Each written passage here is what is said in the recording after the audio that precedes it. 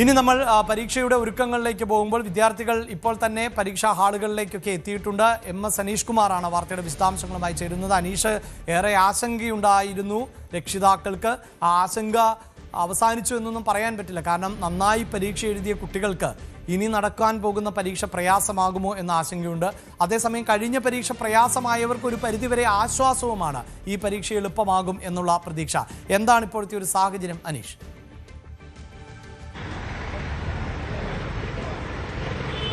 അഭിലാഷ്, തീർച്ചയായും ഈ സമ്മർദ്ദത്തിൻ്റെ ഒരു പരകോടിയിലാണ് ഇപ്പോൾ കുട്ടികൾ നിൽക്കുന്നതെന്ന് നമുക്ക് പറയാൻ കഴിയും. കാരണം നമ്മൾ സംസാരിക്കാൻ പോലും കഴിയാത്ത വിധം ഒരു ആശങ്കയുടെ മുൾമുനിലേക്ക് അവർ നീങ്ങിയിരിക്കുന്നു എന്നതാണ്.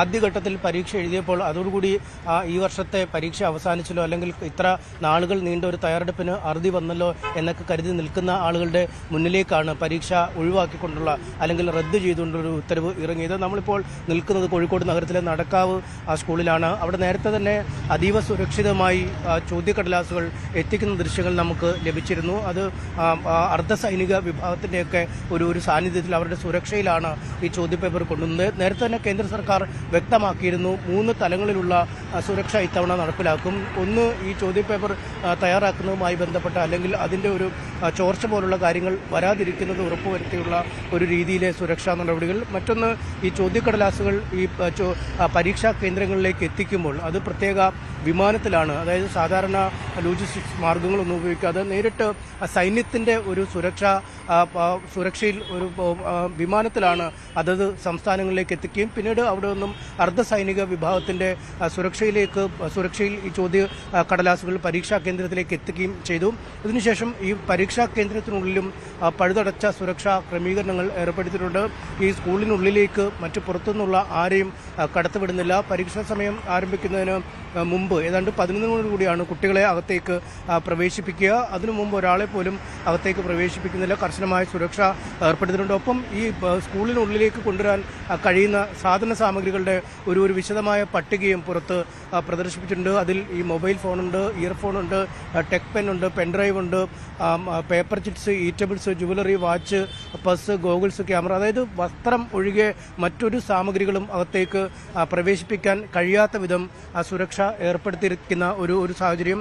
കുടിവെള്ളം പോലും ട്രാൻസ്പെറൻറ്റ് ബോട്ടിലിൽ, അതായത് സുതാര്യമായ ബോട്ടിലിൽ, മറ്റു സ്റ്റിക്കറുകളോ ഒന്നുമില്ലാത്ത ബോട്ടിലാണ് വെള്ളം പോലും അകത്തേക്ക് കൊണ്ടുപോകാൻ കഴിയുക. ഒപ്പം അവരുടെ ഒപ്പം ഈ Aadhaar card, 2 photo, hall ticket എന്നിവ മാത്രമാണ് അകത്തേക്ക് കൊണ്ടുപോകാൻ അനുമതിയുള്ളത്. കുട്ടികളൊക്കെ പരീക്ഷ എഴുതാൻ തയ്യാറായി നിൽക്കുന്ന അത് നമുക്ക് കാണാം. നേരത്തെ ഒരു വട്ടം പരീക്ഷ എഴുതിയ കുട്ടികളാണ്.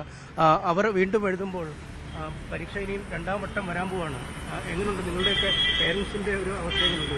നിങ്ങളാണ് കുട്ടികളെ കാണുന്നത്. എപ്പോഴും കുട്ടികൾ 1 വർഷമായിട്ട് തന്നെ അവരുടെ മാക്സിമം എഫർട്ട് ഇട്ട് കഴിഞ്ഞാണ്. അതിനുശേഷം വീണ്ടും അതിനേക്കാൾ ഏറെ തീക്ഷ്ണതയോടുകൂടി മറ്റൊരു മാസം കൂടി ചെലവിടുക എന്ന് പറയുന്നത് വളരെ ബുദ്ധിമുട്ടുള്ള കാര്യമായിരുന്നു. എങ്കിലും പ്രതീക്ഷ കൈവടിയാതെ അവർക്ക് ചെയ്യാൻ പറ്റുന്നതിൻ്റെ പരമാവധി അവർ ചെയ്യുന്നുണ്ട്. അതിനിടയിൽ കൂടെ പിന്നെയും ചോദ്യപേപ്പറുകൾ ലീക്കായി എന്നൊക്കെ പറഞ്ഞു. ഇതിനൊരു അന്തം വേണ്ടേ? അപ്പോൾ ഇതെങ്ങനെ ഫുൾ പ്രൂഫ് ആക്കാമെന്നുള്ളതിനെക്കുറിച്ച് ഗവൺമെൻറ് സംവിധാനങ്ങൾ പരമാവധി ശ്രമിക്കുന്നുണ്ട്. പക്ഷേ എല്ലായിടത്തും ലൂപ്പ് ഹോൾസ് ഉണ്ടെന്നുള്ളതാണ് സോഷ്യൽ മീഡിയയിൽ കൂടി ആളുകളെ കൂടുതൽ വിഭ്രാന്തി പരത്തുന്ന പല വാർത്തകളും വരുന്നു.